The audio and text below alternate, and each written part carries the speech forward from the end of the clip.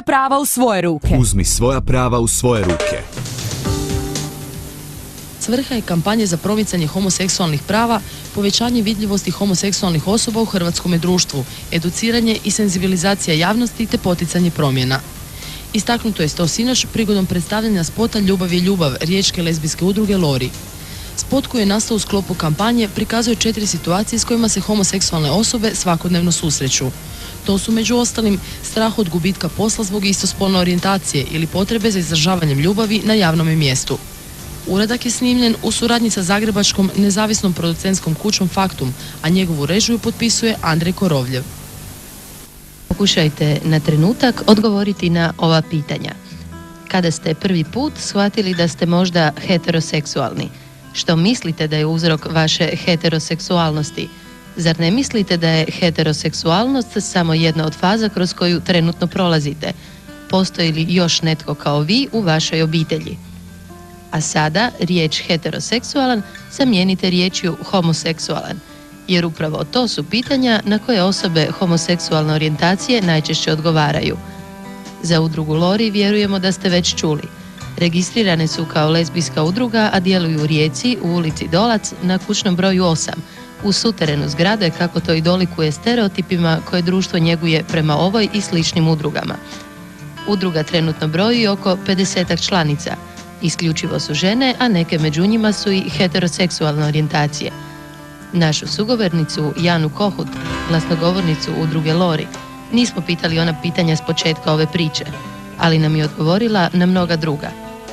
Za početak rekla nam je nekoliko riječi više o samoj udruzi. Udruga Lori je udruga osnovana prije 2 godine, točnije 19. listopada 2000. godine i glavni i osnovni cilj je bilo organiziranje i okupljanje žena istospolnog usmjerenja i svih onih koji nas podržavaju. Udruga je do dan danas napravila nekoliko projekata. Neki su vidljivi i ovdje rezultati, to je infoteka, to je bilo baš prikupljanje knjiga, videomaterijala, časopisa feminističkog i lezbijskog sadržaja, te omogućavanje članicama da se koriste istime. Zatim je bio projekt Infocentar, tu smo nastojali opremiti naše prostorije kompjuterima, pristupom internetu, tako da članice isto imaju taj pristup internetu i svim informacijama koje on nudi. Dalje je bio projekt koji je možda malo već poznati jer se pisali u medijima i naslov je vezan uz medije. Naslov je bio Hrvatski mediji o homoseksualnosti, gdje smo htjeli istražiti način na koji se piše o samoj homoseksualnosti, te smo neke rezultate predstavili u svojoj brošuri na kraju projekta. I sad smo nositelji kampanje za promicanje prava homoseksualnih osoba, što je tek početak onoga što planiramo. Ja sam recimo u Lori tek nekih 7 mjeseci, ali znam priču. Lori je nastala iz jednog kruga djevojaka koje su se inače družile i poznavale su se izvan bilo koje udruge, ovako iz osobnog života. I vjerojatno baš zbog tog reakcije društva na homoseksualnost, zbog diskriminacije, zbog svih stvari koje su doživljavale kroz svoj život i druženje, su odlučile osnovati udrugu i registrirati se kao lezbijska udruga.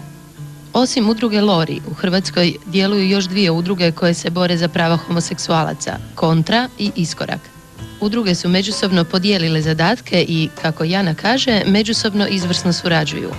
Direktan povod ovom našem razgovoru bila je, upravo na temelju inicijative nabrojenih udruga, najavljena rasprava u Saboru o prijedlogu izmjene Obiteljskog zakona koja je, kako saznajemo od naše sugovornice, odgođena do daljnjega. Doznali smo i to kako većina država u svijetu koje žele pravno regulirati društvenu činjenicu postojanja homoseksualnih zajednica bira model kojim se uvodi novi institut u obiteljsko zakonodavstvo, najčešće nazvan registrirano partnerstvo, koje uključuje sva imovinska, socijalna i druga prava, uključujući i brak, osim prava na posvajanje djece. Mi smo kao homoseksualne udruge zahtijevali to registrirano partnerstvo. Osim tog zahtjeva tražili smo od Ministarstva rada, koji inače i predlaže izmjenu Obiteljskog zakona, tražili smo da se potpuno izjednače izvanbračne zajednice heteroseksualnih i homoseksualnih osoba. Rezultat, u biti ono što ministarstvo samo predlaže, je nešto skroz treće i nešto malo i nelogično. Njihov prijedlog je neka kombinacija ovih izvanbračnih zajednica i našeg prijedloga o registriranom partnerstvu. Sad ću to malo objasniti. Oni naime predlaže predlažu da se odredbe o izvanbračnoj zajednici primjenjuju i na zajednicu osoba istog spola i sad citiram, ako osobe istog spola koje žive zajedno svoju životnu zajednicu upišu u odgovarajući upisnik. Što bi to značilo u praksi? To bi značilo da, recimo, dvije homoseksualne osobe se registriraju i dobiju ta neka imovinska prava, to je samo, ja mislim, pravo na nasljeđivanje i pravo dijeljenja imovine tijekom života.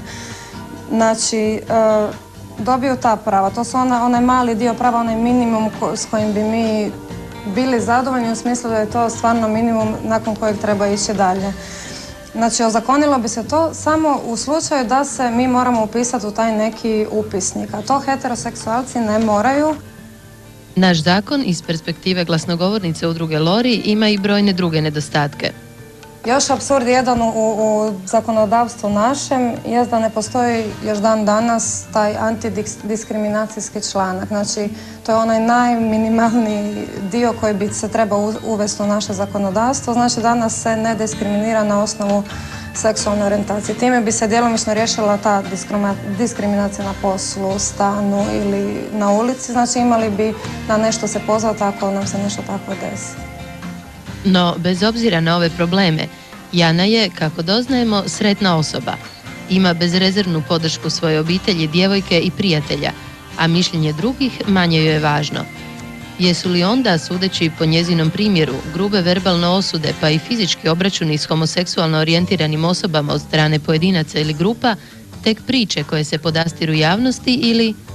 Ja za sada osobno, na sreću, nisam došla u neku situaciju da bi bila ili napadnuta ili da bi to bio neki teži oblik diskriminacije. I ako se i to događa, meni se jedino dešava, ne znam, kad s djevojkom hodam po ulici, padaju nekakvi kakvi komentari koji sigurno nisu oni pozitivni, nego baš suprotno.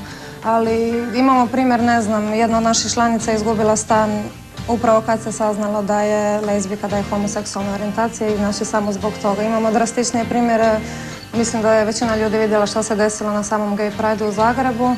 Također postoji jedan primjer prije 2 godine, mislim da je baš na Zrinjevcu ubijen jedan francuski turist isključivo zbog homoseksualne orijentacije. Znači, diskriminacija na sreću ne postoji u toliko drastičnim mjerama. Nije slučaj da se svaki dan dešava da je neko ubijen, ali postoji svakodnevno, postoji na radnom mjestu. Jako puno djevojaka neće izaći u javnost kao što sam ja to napravila upravo zbog toga, jer se boje da će izgubiti krov nad glavom, da će izgubiti posao, da će izgubiti sve ono što im omogućava nekakav život, kakav takav za sada. Razmišljajući o ulasku u Europu na velika vrata, teško je ne zapitati se hoćemo li tamo ikada uistinu stići ako se ne suočimo sa svojim predrasudama i strahovima od različitosti. Jer, ako govorimo o razlikama, bez obzira na boju kože, pripadnost određenom socijalnom staležu ili spolnu orijentaciju, kako kažu djevojke iz udruge Lori, ljubav je ljubav.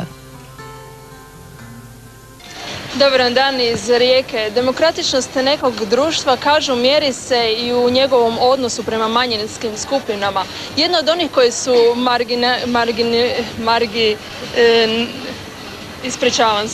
Jedna od onih skupina koje su marginalizirani, ja se ispričavam, cijenjeni gledatelji. Ovako, skupina, jedna od onih koja je možda najnevidljivija u hrvatskom društvu je sigurno homoseksualna skupina.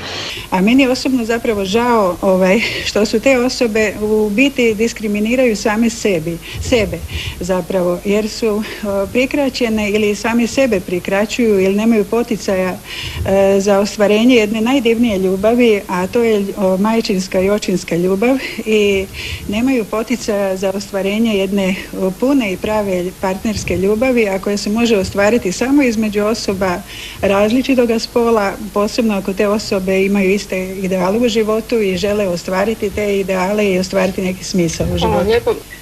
Da, mislim da nije mjesto u obiteljskom zakonu. U biti, budući da je brak i obitelj jedna nevjerojatno i jako važna ustanova u svakome društvu, zapravo posebno iz braka nastaje obitelj.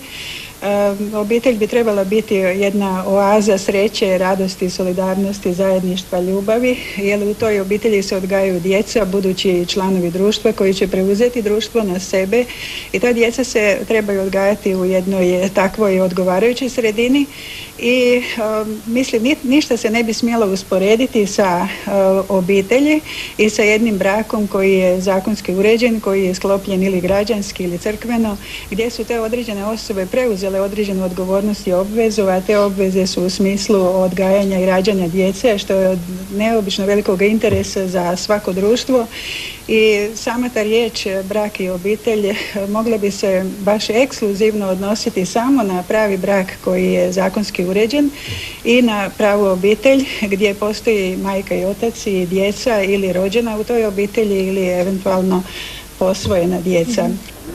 Njihovo pravo, pa ja ne znam, svakom čovjeku treba pustiti da. Samo ne znam kako će se to odraziti nadalje, na djecu ne mogu imati, familiju ne mogu imati, šta ja znam, to je meni sve degradacija. Familije ko familije. Pa ja se slažem, mislim to u redu. Pa oni su ljudi koji imaju svoja prava. Obzirom da nisam homoseksualac, neka imaju pravo, ako je to tako, treba biti, nema ništa protiv. Nije da bi rekao ni za, ni da, ali za mene to je bolest. Pa nije to baš normalno, ali u današnje vrijeme je sve normalno. Sve naopako, sve, tako da... Mislim, ako je to njihova želja, zašto ne? Treba se naći u toj koži da bi se o tome moglo odlučivati. Pa ja nisam zato, ja mislim da to nije prirodna pojava. Smatram da stvarno to nije u redu. Mislim da bi im se to trebalo odobriti, da bi se ne bi trebalo spriječavati to. Pa ne znam, šta znam, to je malo za muške glupo. A za žene? Pa ne znam, to je više neko. Da. Treba im omogućiti. A ljudi ko ljudi. Mislim da bi trebali imati prava. Mislim da je to jako žalosno da se vraćamo u Sodomu i Gomoru. Ja mislim da je najljepše kad se ljudi vole i da je svrha življenja da se ljudi vole i da poštuju svoj brak i svoju djecu i ljude oko sebe. Ma što se tiče mene, demokratski, nek ljudi uživaju. Ja mislim da ne potičemo te nove nenormalne odnose, a to stavljam naravno pod navodnike. Rasprava se u ovom slučaju povela oko prava partnera u izvanbračnim zajednicama da budu prvi nasljednici svog partnera, bez obzira na djecu koja postoje iz prvog braka. Ja ne mislim, ja ću se stvarno potruditi jer ja sam jedan dio istraživanja koja su rađena vani. Kod nas takvih istraživanja nema ni u puno drugih stvari. Da se ne bi trebali sad time ni baviti. Ne bih ja rekla da se ne bi trebali time baviti jer to znači da zatvaramo oči pred jednom velikom populacijom u Hrvatskoj koja postoji, koje svi deklarativno kažemo imate vi prava na svoja seksualna opredjeljenja, to je vaša privatna sfera, ali nemojte ništa više od toga tražiti. Ja jednostavno smatram, ja imam nekakav princip da ako postoji takva jedna populacija, ako su oni uključeni u radnu sredinu, ako su uključeni u obiteljsku sredinu, dakle, prostite, to su sve nečiji sinovi, kćeri, sestre, braće, ne znam šta, ja nisam za to da ih izopćavamo na neki način. To jednostavno mislim, ali oprostite, ne znam, tu priznajemo da jesu, tu su oko nas, susrećemo se sa njima svakodnevno, pustimo mi njih nek oni žive, ali ne dajmo im nikakva prava. Mislim da to jednostavno nije u redu. Vrlo dobro znate da unutar društva postoje razne skupine. Jel?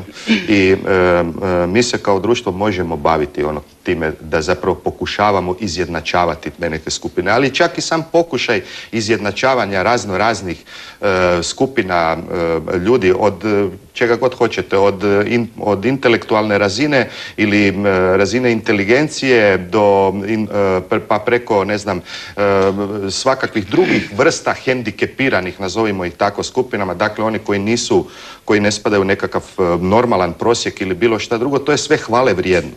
Ali u ovom slučaju naprosto ne možemo prihvatiti da se mi sada ovog časa u društvu, nakon što je onog što je rekla gospođa Sobol, niti imamo o tome ikakvih istraživanja, to su sve neka saznanja koja tako postoje ili ne postoje i tako dalje, da tome dajemo toliko visoku i izuzetnu važnost ovoga časa. Ja mislim da neke stvari ipak treba, konačno evo reći ću ovako, pa i stav crkve se prema homoseksualnosti s vremenom mijenjao. Ali se nije ništa mijenjalo preko noći, nego s vremenom se to mijenjalo, pomalo se to prilagođavalo društvu, ovome, onome i tako dalje. Mislim, tako je.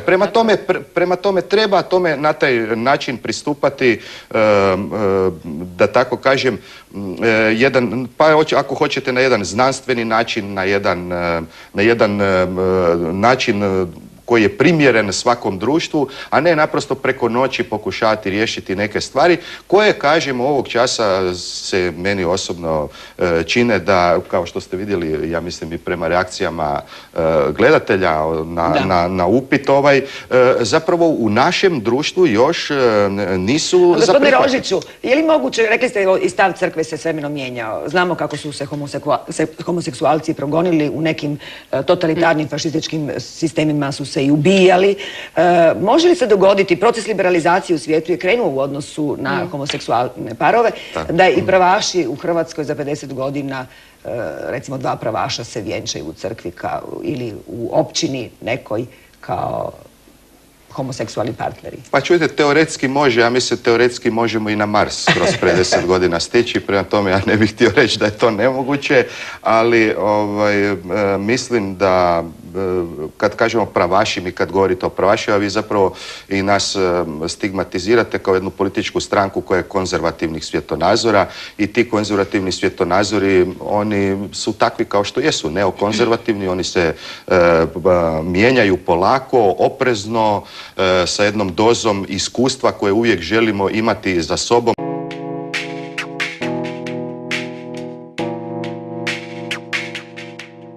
Ja mislim da je to bolest, a uklonio bi se težih nekih kvalifikacija. Ljudi su se takvi rodili, mislim, vi na to ne možete utjecati, vi ćete sad njemu reći, dobro, to ti znaš baš nije u redu, pa nemoj kao to raditi. Ne rađa se u jednom gradu ili državi više homoseksualaca nego na drugom mjestu. Postotak rođenjem je svuda oko 10%, ali ih život očito seli iz područja gdje vlada mačizam u liberalnije sredine. Još malo okolo naokolo, preko Aljaske i života na sjeveru, pa do Zagreba.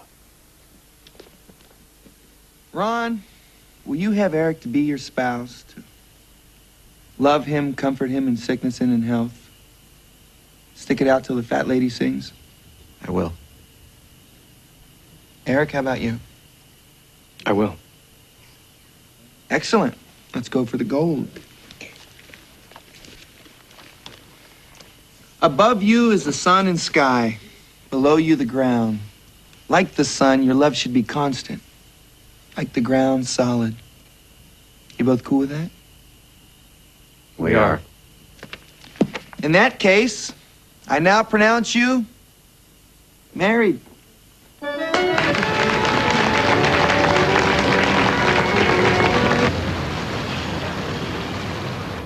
Ja sam protiv toga. Zašto? Pa zato što smatram da to nije prirodno. Slušajte, to je stvar individualna, ali trebamo biti napredni i shvaćati da svaki ima svoj intimni život i dati mu pravo na njegovu intimu. To treba zabraniti. Zašto? To su bolesni ljudi. Zašto? Zašto? 2 muškarca. To za mene je bolesno. Osobno za mene. Svaka čast drugima i njihovim mišljenjima. Ali ja bih to zabranio. Treba ljudima pustiti na volju kako hoće. Ne vidim ništa loše u tom. Zašto? Zašto? Pa ako se 2 ljudi vole, stvarno nije bitno. Gdje su muško, žensko, muško, ne vidim. Mislim, kad vidim dečka i dečka na cesti, nije mi bed. A curu i curu? Još ljepše. Protiv toga sam. Zašto? Zbog to je neprirodno. Protivi se vjeri i svemu što je ljudsko i normalno. To be walking free in harmony. One fine day we'll fly away. Don't you know that Rome wasn't built in a day? Hey, hey, hey. Gay Parade poznat je pojam ljudima u ovoj zemlji, no isključivo iz televizijskih izvještaja i novinskih članaka. Tako će biti samo do sutra. Hrvatskoj i Zagrebu sutra će se po prvi put dogoditi Gay Pride Zagreb 2002. Povorka ponosa homoseksualnih, biseksualnih i transseksualnih osoba. Slične manifestacije u svijetu se kontinuirano održavaju još od 1983. u znak sjećanja na dečka koji se zvao Christopher. Christopher je poginuo prije 34 godine u New Yorku. Tada su nakon maltretiranja građana homoseksualne orijentacije izbili prvi spontani prosvjedi u New Yorku, a Christopher je poginuo u sukobu s policijom, te u njemu u spomen održavaju se gej parade kao obilježje poštovanja spolnih razlika. Prva hrvatska povorka homoseksualaca već mjesecima diže prašinu u javnosti. Iako su takvi mirni marševi u svijetu odavno prihvaćen način izražavanja slobode mišljenja, pitanje je kakva premijera očekuje Hrvatsku. Isključimo li stavove raznih ekstremista i nasilnika, većina građana slaže se da bi bilo kakav izgred protivnika gej povorke bio neizreciva sramota za Hrvatsku. Skup su poduprle neke političke stranke, visoki povjerenik Ujedinjenih naroda za ljudska prava u Hrvatskoj, neki veleposlanici, Vijeće Europe te mnogobrojne nevladine udruge. Povorka u organizaciji udruga Iskorak i Kontra, simbolično nazvana Iskorak kontra predrasuda, pokazat će kako prolaze seksualne manjine u Hrvatskoj. U Europi su deklarirani homoseksualci dužnosnici na visokim položajima, ministri ili gradonačelnici. Je li Hrvatska poput Italije, Njemačke ili Austrije zrela za otvoren razgovor o pitanjima koja su kod nas ipak i dalje tabu tema? Na dio odgovora čekat ćemo manje od 24 sata.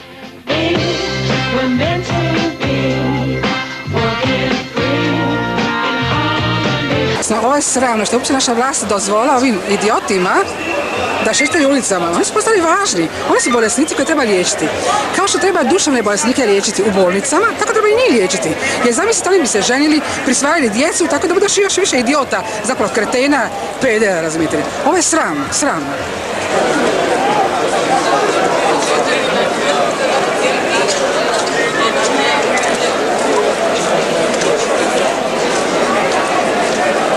Čuo sam da vi kao homoseksualci, mladim, zgodnim muškarcima stavljate neke tabletice u piće i tako omamljene onda ih iskorištavate. Je li to istina? To sam ja čuo. Neki dan sam isto, kad sam bio na radiju, čuo od jedne slušateljice da sam ja sam Sotona. Ako na meni vidite rogove i rep, onda možete vjerovati u sve te priče. Također sam čuo da znate u sitne sate čekati po mračnim ulicama i presretati zgodne dečke i onda dokle se stigne. Mislim, čuo sam. Ja sam isto čuo, ali ne znam za tako šta. Recite, gospodine Mazin, kako je biti homoseksualac u Hrvatskoj? Što vas najviše muči? Koji problem? Pa ne znam, evo, već na to pitanje, je li itko od vas u studiju ikada vidio recimo da se dva dečka na ulici drže za ruku? Da, ja ne znam, vidio sam, ali na mjestima gdje vjerojatno nema pristup javnost baš preveliku, dakle, ajmo reći na nekim... Ili da se recimo dvije djevojke, na primjer, jedna ide u tramvaj, druga ide kući, da se na rastanku poljube usta, na primjer, i zagrle. Ja tako što nikad nisam vidio u Zagrebu, niti bilo gdje u Hrvatskoj, a to vam je onda dovoljan pokazatelj u principu ovoga koliko su zakinuta nekakva elementarna, ako hoćete reći, ne prava, nego ljudske slobode, koji ima jedan velik dio građana, a drugi nema. S druge strane, ja bih htio samo reći, s obzirom da to je sada i stvar jedne političke korektnosti, da udruga Iskorak štiti, promiče prava svih seksualnih manjina. Znači, ne radi se samo o homoseksualcima, tu su lezbijke, tu su biseksualne osobe kojih ima jako mnogo, tu su transrodne, transseksualne osobe i tako dalje. I smatramo da ne možemo se onda zalagati samo za prava jednih, a ne i svih ostalih. Tako da bih ja u tom kontekstu volio govoriti o seksualnim manjinama, jer su problemi manje više isti za sve. Recite mi, gospodine Mazin, koji su to, ajmo uvodno, onako, institucionalni problemi s kojima se... Pa ja sam htio zapravo reći da se problemi mogu sagledati sa dvije strane. Jedni su naravno problemi na koje mi ne možemo neposredno utjecati, a to je stvar mentaliteta društva. Koliko god se to nekom svidjelo ili ne, Hrvatska je jedna patrijarhalna država u kojoj prilično jako dominira jedan muški šovinizam, malo građanština, ksenofobija, homofobija, nacionalizam, šovinizam, rasizam i tako dalje. Svega toga ima jako mnogo, ne kažem da prevladava. I upravo zbog toga se događaju situacije da, na primjer, kao što sam ovo malo prije rekao, nećete vidjeti da se, ne znam, dva muškarca drže za ruku ili nešto tako. Možda ne toliko zbog neposrednog napada, ne zbog toga, iako događale su se i naravno verbalne prijetnje, događali su se fizički nasrtaji, događala su se i ubojstva, ali je dovoljno to da vas netko gleda popreko, da ne možete preći ulicu, a da se dvije osobe sa strane ne pričaju o tome kakav je taj, da neko terorizira vašu obitelj, da netko vašu majku sada izbjegava zbog toga i tako dalje. Sve se to zapravo događa. Ono što bismo mi voljeli napraviti je jedna dugoročna strategija kampanje protiv takve homofobije, da zapravo građanima koji i dalje imaju takvih predrasuda na neki način pokažemo da su u tome jako smiješni i da ne bi trebali tako postupati, ali kažem, to je stvar na koju ne možemo tako neposredno utjecati. Lani su Parižani za gradonačelnika birali deklariranog homoseksualca. Istog seksualnog opredjeljenja je i gradonačelnik Berlina, jedan od ministara Velike Britanije, a norveški ministar financija odlučio se za bračnu homoseksualnu zajednicu. U našoj su se zemlji prošli tjedan prvi put čuli zahtjevi za legalizacijom homoseksualnih brakova.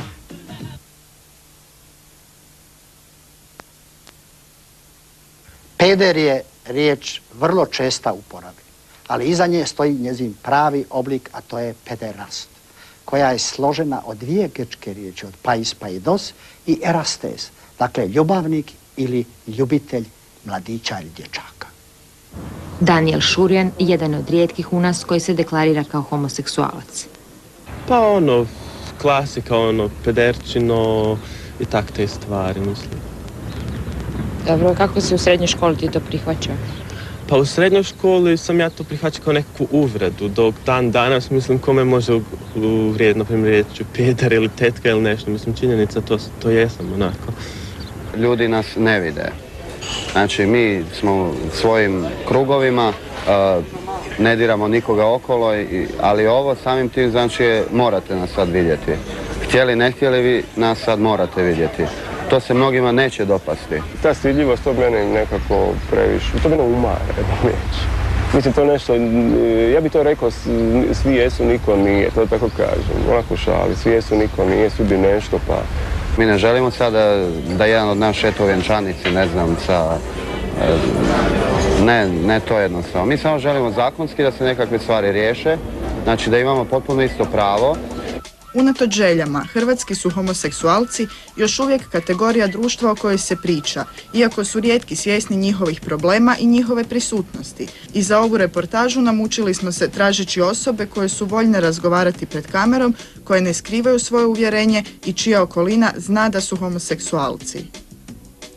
Sa majkom je naravno bilo najgore, mislim, u stilu najteža reakcija kod nje je nastala, ali smo i to riješili. Ona jednostavno shvatila da ona kao majka mora biti ta koja će me prihvatiti takvoga kakav jesam. Ja sam objasnio da ja nisam drugi sada zbog toga, da sam ja ona isti. Jednostavno da sad stvari su malo promijenjene i da je to tako kako je. Istina, država nije mama, ali zar nije ponajprije njezina funkcija zaštititi prava svih svojih građana, bez obzira na spol, rasu, vjeru, a suvremena društva kažu i bez obzira na seksualno opredjeljenje. Nas zanima za početak, zašto ste imali potrebu organizirati jednu ovakvu povorku? Jednostavno zbog senzibilizacije društva, zbog povećanja naše društvene vidljivosti.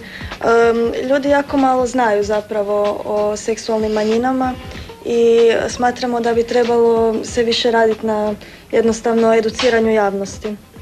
To je bio znači povod da bude... Ljudi samim našim pojavljivanjem u javnosti, ljudi rušimo mnoštvo predrasuda, ljudi vide da smo mi zapravo njihovi prijatelji, njihovi susjedi. Mi prestajemo biti opskurna grupa i jednostavno ljudi vide da smo mi jednaki kao svi ostali. Postoji li neki veliki problemi i kakva rješenja zapravo nudite? Pa evo, mi smo se upravo nedavno uključili u tu javnu raspravu o obiteljskom zakonu.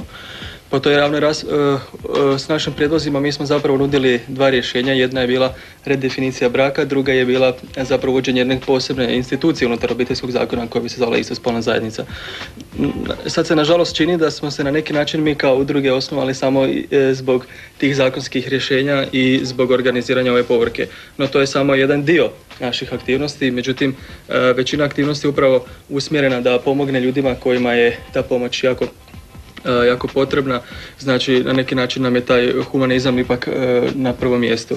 Postoji jako mnogo ljudi koji imaju puno problema u životu, jednostavno zbog toga što su drukčiji, zbog toga što će na taj način teško napredovati u karijeri svojoj, neće moći dobiti možda željeni posao ili će ga čak istjerati iz posla i tako.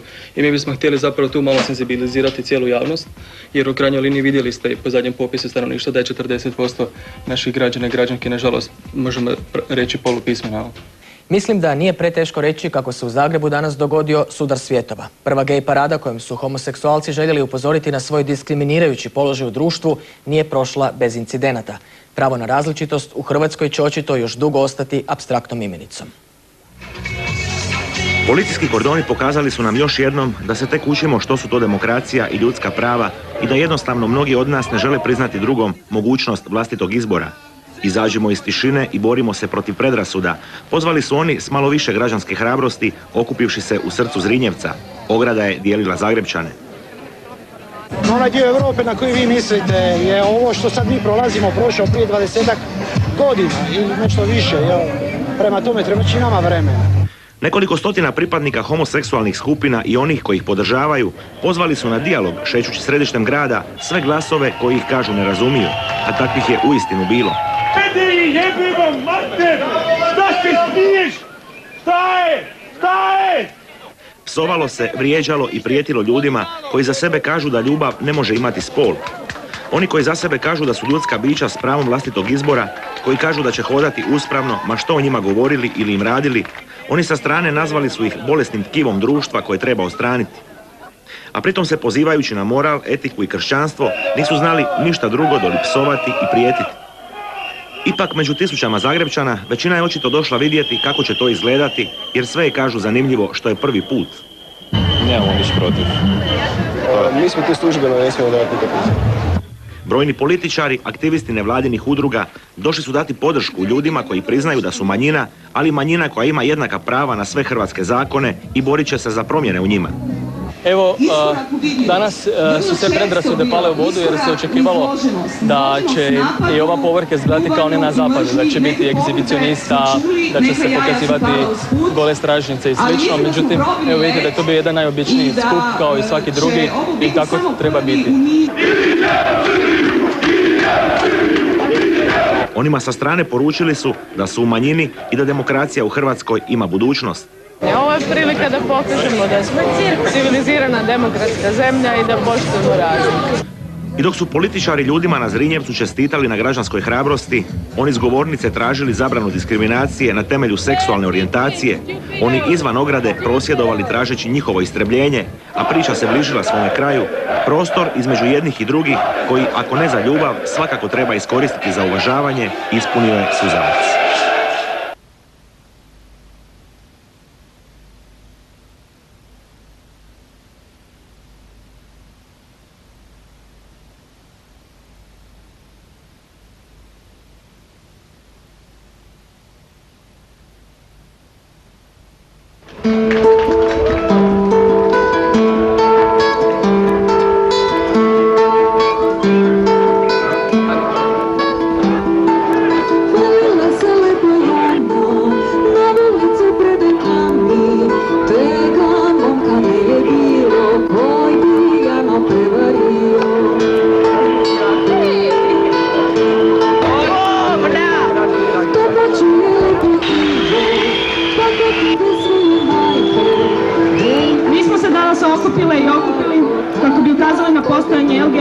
populaciju u našem društvu i istaknuli osnovna ljudska prava čije ostvarenje zahtijevamo.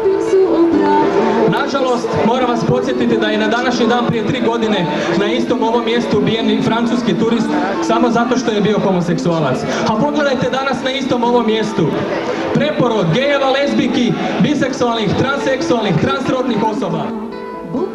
Izašli smo u javnost tek sada, jednostavno zbog velike koncentracije homofobije u društvu. Vrlo je važno da se rade coming outi iz jednostavnog razloga što da je ovaj svijet idealan, ja ne bi morala biti ovdje na televiziji, na radiju i pričati svima da sam ja lezbika. Bila bi to moja privatna stvar i ja ne bi bila diskriminirana.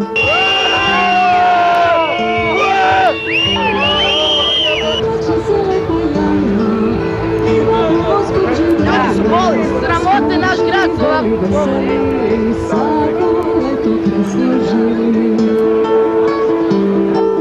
Od danas više nema povratka u tišinu.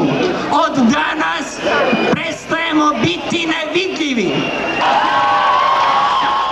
Pa evo, tu smo sad na Zrinjevcu i jako mi je žao što ne postoji neka helikopterska snimka ili bilo koja druga snimka sa barem 60-70 metara visine da se vidi koliko je u stvari ovo simbolično i koliko ova situacija gdje su ljudi koji su došli podržati neka osnovna elementarna ljudska prava nalaze se poput neke oaze, poput zvijeri u zvjerinjaku okruženi teškom policijskom pratnjom i metalnom ogradom koji ih dijeli u stvari od onog gdje bi ti svi ljudi trebali zajedno biti, negdje duboko integrirani ili samo tkivo društva.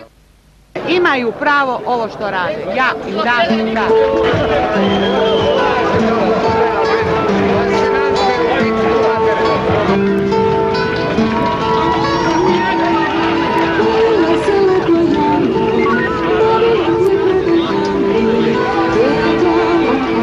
Šta si smiješ, majmune, jeli?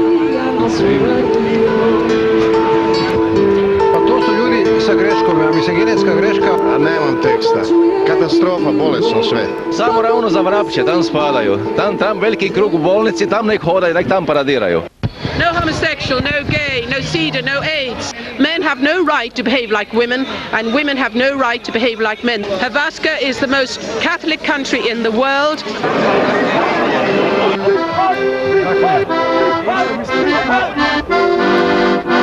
Čujete šta sviram? To je iz jedne Verdijeve operi kad su Židovi bili robovi. A zašto su bili robovi? Jer su bili zločesti, nisu se pridržavali prirodnih zakona. A ovo što oni tvrde da su rođeni takvi kakvi jesu, nije točno.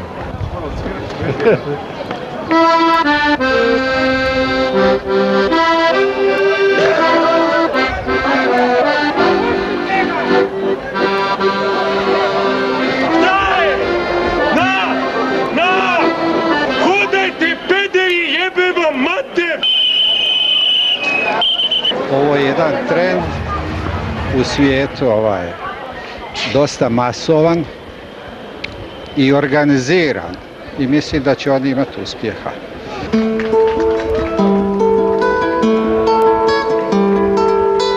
Neka uvijekuje sloboda, imaju i vi veliki san. San da ćemo jednog dana, jednog nedalekog dana biti zaista jednaki. Tega momka ne je bilo koji bi jano prevario.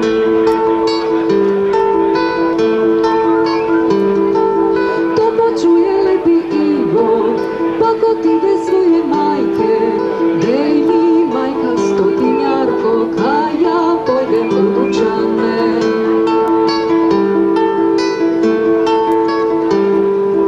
Kaj se kupim su opravo, sopravo divojačko, pa ko ti de lepi Ivo na Ivanjsko na večerje.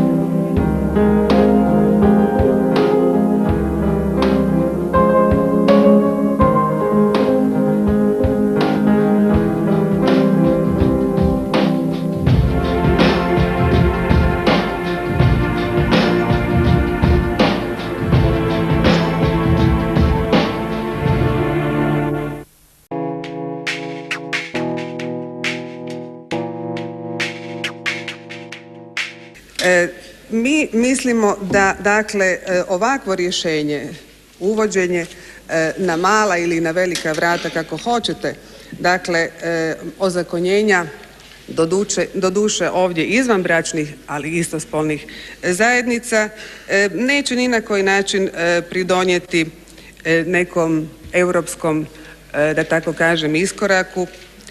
I želim podsjetiti da prema dokumentima Vijeća Europe ne postoji pravna obveza da država uredi mogućnost registracije zajednice osoba istoga spola, pogotovo ne u Obiteljskom zakonu. To naravno ovisi o klimi u javnosti pojedine države i mi znamo, odnosno naša saznanja u tom su pravcu da nema primjera da je recimo u Obiteljskom zakonu, u obiteljskom zakonodavstvu regulirano pitanje registracije ili učinaka takvih zajednica. To se u svakom slučaju regulira nekim posebnim propisom. Ako bi se, dakle, to je naše stajalište, javnost u Hrvatskoj opredijelila za to, onda bi se trebao izraditi jedan poseban zakon. Mi isto tako mislimo da svatko uistinu ima pravo na svoj život, život je jedan, na svoju privatnost, ali da je isto tako i pravo, demokratsko pravo svakoga od nas da podrži ozakonjenje istospolnih zajednica ili da ih ne podrži. Mi u HSS-u protivimo se tendenciji legalizacije protuprirodnih ponašanja vrlo malog dijela građana Republike Hrvatske. Uz veliko poštovanje koje zaslužuje svako ljudsko biće, legalizacija protuprirodnih veza indirektno bi u društvu unijela nesigurnost prema prirodnoj zajednici, braku i obitelji na kojoj počiva svako društvo. Naše protivljenje legalizaciji protuprirodnih ponašanja ne može se i ne smije se tumačiti osudom osoba koje ne privlači drugi spol.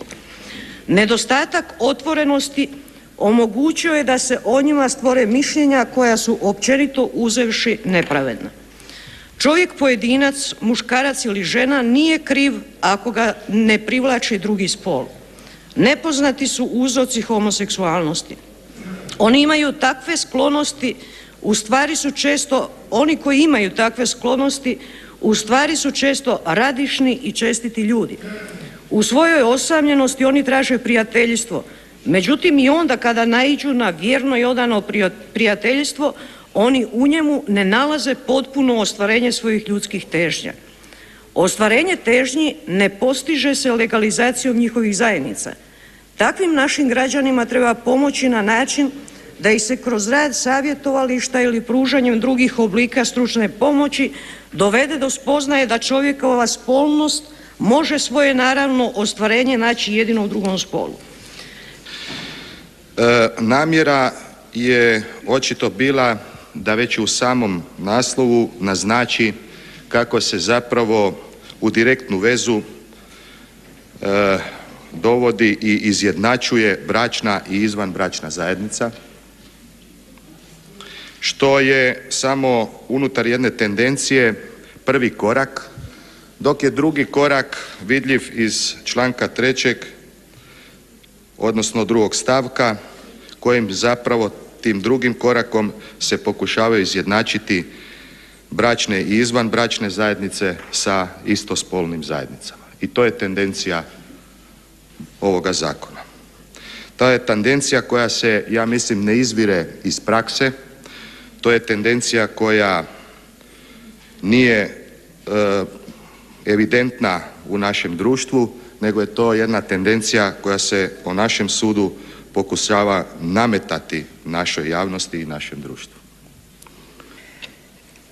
Postoji granica legitimnog uplitanja kolektivnog mišljenja u područje individualne neovisnosti, a pronaći tu granicu i održavati je protiv povrede tuđeg integriteta isto je toliko nužno za pozitivne okolnosti ljudskih poslova koliko i zaštita od političke diktature. Postoji krug djelovanja u kojem društvo, za razliku od pojedinca, ima samo posredni interes, ako uopće ima interes, on obuhvaća sve ono u životu pojedinca što se tiče ponašanja samo njega samog ili ako se tiče drugih, to je samo s njihovim slobodnim, dragovoljnim i nezavedenim pristankom i sudjelovanjem. Ovo je prema tome prava oblast ljudske slobode. Ovo prvo što sam rekla je John Stuart Mill, za one koji nisu prepoznali.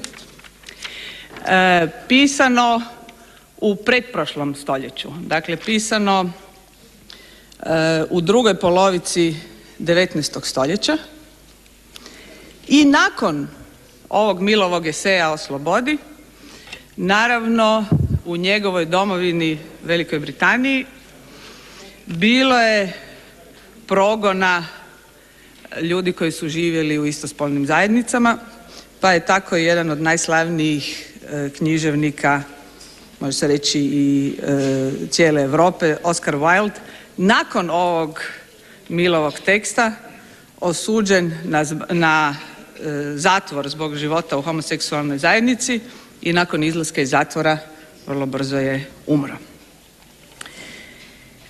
Izjednačavanje isto i raznospolnih izvanbračnih zajednica u ovom zakonu je stav, dakle ne predodređuje stav niti pojedinca, niti države u vrednovanju tih zajednica. To zapravo znači stav da je to područje, izbor u tom pogledu, je područje ljudske slobode i da nije pitanje državne regulacije. Drugim riječima, da se u to područje država nema što miješati. Pritom pojedini predstavnici državne vlasti i svaki čovjek kao pojedinac može imati osobno kako god hoće mišljenje. Ali što se države tiče, njezina je zadaća ne da o tome ima mišljenje, njezina je zadaća da omogući to područje privatnosti kao područje slobode i slobodnog izbora svakog pojedinca. Danas, gotovo 150 godina nakon što je John Stuart Mill to na taj način definirao i uopće na taj način definirao ulogu moderne države, pojavljuje se u ovom zakonu pred nama zapravo ta ista teza. Trebalo je, barem ovdje, 150 godina, ali je u svakom slučaju pozitivno da je država prepoznala da to nije njezin posao. Da ona, dakle, u tom području autonomije i autonomne odluke svakog pojedinca i preferencija svakog pojedinca nema što tražiti, da može samo zapravo odrediti područje unutar kojeg ta sloboda vlada. I u klubu HNS-a, PGS-a i SBHS-a smatramo da je u ovom izjednačavanju izvanbračne zajednice i istospolne sa heterospolnom, sa raznospolnom, da je ugrađena ta temeljna ideja i zato podržavamo ovakvo definiranje odnosa između države i izvanbračnih zajednica.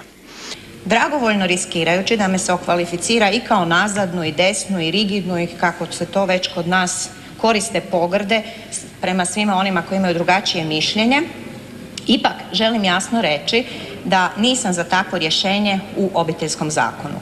Prvenstveno stoga što se u našem društvu, hvala Bogu, još uvijek izuzetno mali broj takvih slučajeva da bi oni zahtijevali posebnu pažnju zakonodavca. Ako svaka i najmanja posebna skupina zaslužuje kod nas posebnu pažnju zakonodavca, onda bi trebalo pravno urediti i zajednicu života i onih osoba koje imaju još specifičnija spolna usmjerenja. Recimo, na primjer, oni koji žele živjeti u troje ili u četvero. Osim toga, ako se zbog zaštite braka i obitelji ne priznaju pravni učinci izvanbračnoj zajednici oženjenog muškarca i neudate žene i obratno, što kod nas sigurno su češći slučajevi, onda ne vidim osobitog razloga za priznavanje izvanbračne zajednice osoba istog spola u Obiteljskom zakonu. Tim više što kad je riječ o osobama istog spola, čak nema ni ograničenja da se mora raditi o neoženjenom, odnosno neudatim osobama, a kad je riječ o heterospolnim izvanbračnim zajednicama, to je tako predviđeno. Hrvatsku javnost, hrvatski narod da kažu da jesu topla braća, kao što je gradonačelnik Berlina. I onda bi birači na izborima dali točno glas. Ako je, ali treba priznati, treba biti muško. Jesam peder. Da, treba biti, imati snage, znati i reći. Ako jesam peder, onda jesam peder, ako nisam, a ne skrivati se. Hvala. Čulo se ponešto i o tome kakvih se sve videokazeta može naći u Hrvatskoj. Zašto ne prikažete ti muškarac sa muškarcem? A ja sam imao prilike i takve kazete gledati, gospodo draga. Da, pa da vidite kad izvari oči kao varen zec, kako je to ružno gledati. Regionalni gay pride, regionalni, dakle ne samo hrvatski, u lipnju, u Zagrebu, što vi mislite o tome? Ništa. Nismo ni dosad podržavali, nećemo, mislim, smatramo da to vlada ne treba se miješati u to. Dobro, inače kao građanin Hrvatske, imate nešto protiv toga, nemate? Nema nikakvog mišljenja. Uzmi svoja prava u svoje ruke. Uzmi svoja prava u svoje ruke. Danas kada postajem seksualno aktivna, dajem svoju časnu riječ. Da ću poštovati sebe, svoje tijelo i osjećaje. Da se neću ograničavati društvenim stereotipima. Da ću čuvati svoje i tuđe seksualno zdravlje. Da ću uvažavati želje i osjećaje svog partnera, svoje partnerice, svojih partnera. Da neću dozvoliti bilo kakvo seksualno nasilje. Da ću se zalagati za sustavnu i znanstveno utemeljenu seksualnu edukaciju. Da neću diskriminirati i osuđivati druge na temelju njihovih seksualnih izbora i preferencija. Da ću uživati u svojim seksualnim pravima. Uzmi svoja prava u svoje ruke. Kampanja za seksualna prava. Budućnost ravnopravnosti. Ženska soba. Projekt financijski podržava Europska unija. Uzmi svoja prava u svoje ruke. Za glasove seksualnih i rodnih manjina zainteresirani su samo HNS, SDP, IDS, DC i HSLS. Ali homo, bi i transseksualci i u programima tih stranaka danas su povećalom tražili svoja prava i pitali bi li im, dođu li na vlast, dali pravo na brak, pravo na posvajanje djece, pravo na registrirano partnerstvo. Prisutne stranke dopustile bi im partnerstvo, a jedino HNS dao bi im da se vjenčaju. Posvajanje djece nikako. Osobno ga podržava jedino Vesna Pusić, ali ne i njezina stranka. To je pitanje samo vremena i postepenog sazrijevanja društva. Kontru i iskorak zanimalo je i koliko deklariranih homoseksualaca stranke imaju na svojim listama. Nijedan se nije javno deklarirao kakve su mu seksualne preferencije. Ali za neke slučajno znam. Oko svih pitanja socijalno-liberalna stranka bila je najmanje liberalna. 10 stranaka nije se pojavilo niti ispričalo svoj izostanak. Znači da tim strankama nisu bitni glasovi LGBT osoba, znači 10% populacije. Ili te stranke smatraju da bi im borba za glasove manjine mogla odnijeti glasove većine. Godišnji Zagreb Pride-a jest pravo na javnost, odnosno vidljivost lezbijki, gejeva, biseksualnih i transrodnih osoba u našem društvu. To jest bio jedan mali aktivistički čin, ja to priznajem. To nije bilo provokacija, to je bio jedan aktivistički, odnosno politički čin. S obzirom da su... A one koje smo sreli su nam ozdravili. Ja sam sreo nekoliko ljudi, sve sam pozdravio sa dobar dan zastupniče i oni su nam svi ozdravili i krenuli glavu. Mi smo još bili gosti u parlamentu gdje se održavala tematska sjednica Odbora za ravnopravnost spolova i mi smo bili uredno akreditirani i sudjelovali u raspravu istog odbora i nakon što završili s poslom s kojim smo došli u parlament, ja sam njemu koji nije prije toga imao nekad prilike biti u našem saboru, ja tu jesam, pa sam odlučio pokazati malo hodnike. On se zove Toni. I Toni je bio fasciniran Saborom. Pero Kovačević ga je KSP-ova Pero Kovačević je pozdravio. Andro Kovačević se skoro srušio na Toni. Niste htjeli danas emisiju sa Antom Kovačevićem. Zašto? Ja ne vidim što bi ja sam raspravio. To je bivši saborski zastupnik. On nema više nikakvu posebnu društvenu političku radu. Evo, Pavlik, vi ste danas hodali sa svojim dečkom, je li tako? Ne, partnerom. Partner, kako se to kaže? Korektno, kako se kaže? Kako? Nakon je dečka, nakon je partner. Razlika je u tome. Ja sam prvi mjesec dana veći partner, kad se nekog tek upoznali. Tek se ga upoznali, dobro. Vi ste danas bili na trgu Bana Jelačića, poljubili ste se. Možemo vidjeti kako ste se poljubili? Izveli ste malu akciju, aktivističku, i ljudi su bili začuđeni, je li tako? Reagirali su. Možemo vidjeti taj poljubac? Evo, držite se za ruke. Sve smo vidjeti taj poljubac.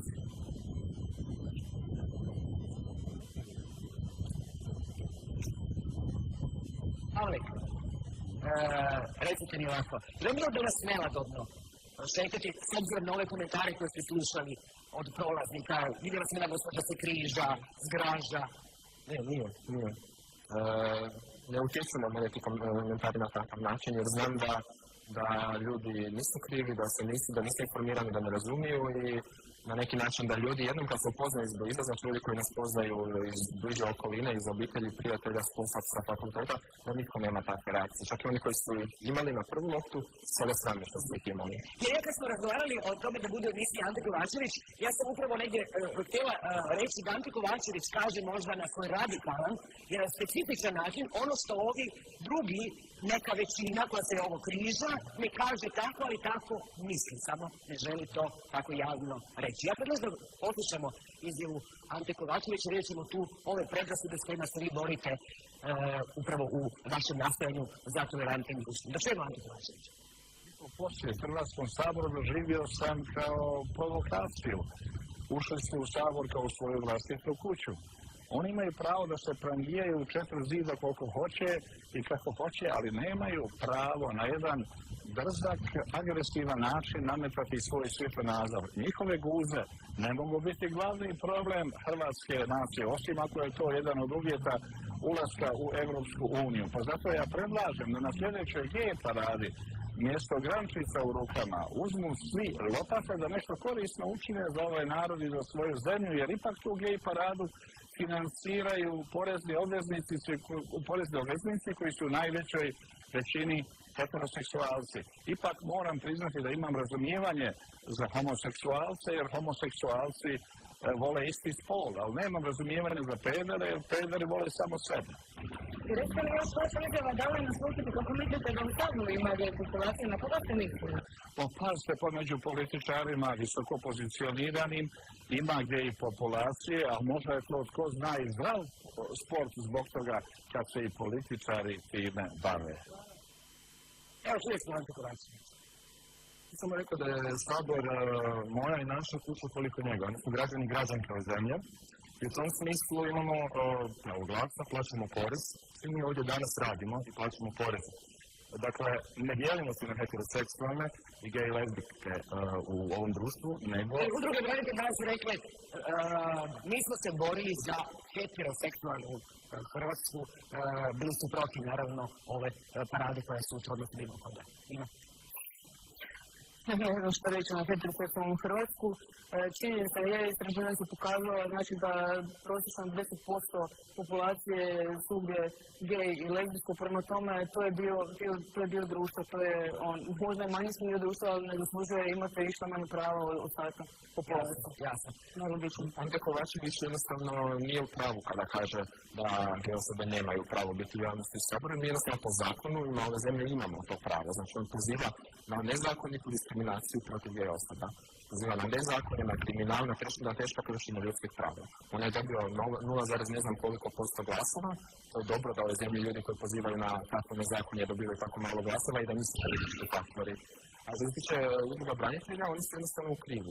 Mi se nismo borili za takvu Hrvatsku. Kažem mi, branitelji se jesu najviše i u prvom redu borili za ovu zemlju, ali se nisu samo branitelji za nju borili. Za nju su se borili i političari koji su pisali zakone, i intelektualci, i novinari, i ljudi koji su radili na svojim radnim mjestima tijekom rata, a ti ljudi su 10% ili više stotine i tisuće bili homoseksualci i bili ljudi koji nas, velikom većinom i velike stranke koji nas danas podržavaju. Tako da oni jednostavno nisu u pravu. Ali kad ste vidjeli peder? Što ste vi? Jeste vi peder? Niste peder? Zašto? Kako kažem, pederi, ne ljutite se. Možda od vas ne. Zato što znam da mislim otvarate prostor za takvu temu. Da, jesam. Sam tu imate problem. Punimo tu riječ koja je nažalost ispunjena negativnim sadržajem, punimo je novim sadržajem i to je zauzimanje javnog prostora i riječima, kao što smo više zauzeli javni prostor koji heteroseksualci svaki dan koriste, kao što je lijepo se prošetao trgom, kao što se tisuće i tisuće heteroseksualnih parova svaki dan šetao trgom za ruke, ili kao što se vjerojatno nekakav heteroseksualni par može držati za ruke u parlamentu, zašto to ne čini naša ljubav ne vidi ništa manje. Možemo se pričati za ruke. Kako je za ruke? Ko je presno normalni? Izgledamo potpuno normalni. Nekima ne. Jer mi gledamo normalni. Prema sveme se to malo drugačije. Kaj su predrasude? Pa normalno predrasude. Što ste poljutali? Ovako, idemo razgovarati o tome da ove godine ipak situacija glede ovog mimohoda koji sutra pripremate, Gay Pride, Povorka ponosa. Povorka ponosa. Ipak ove godine bilo je danas na našem okruglom stolu, neke interventni policajci su bili ispred, snage sigurnosti, ali čini se u odnosu na onu prije 5 godina kad je bila prva da će biti ovo puno mirnije i političke stranke, kažete mi, da su negdje omekšale prema vama, jel? Evo, čuli smo HNS-a podržava, Vesna Pusić, ali su dogođene promjene u SDP-u. SDP nas i od uvijek podržava i na afirmativnu LGBT politiku. Ove godine smo dobili potpis solidarnosti i podrške od novog predsjednika SDP-a, Zorana Milanovića. Zoran Milanović baš potpisao se kao predsjednik. Potpisao kao predsjednik, kaže u svoje osobno ime, ali... Ja sam dosta da je malo to izbjegavao.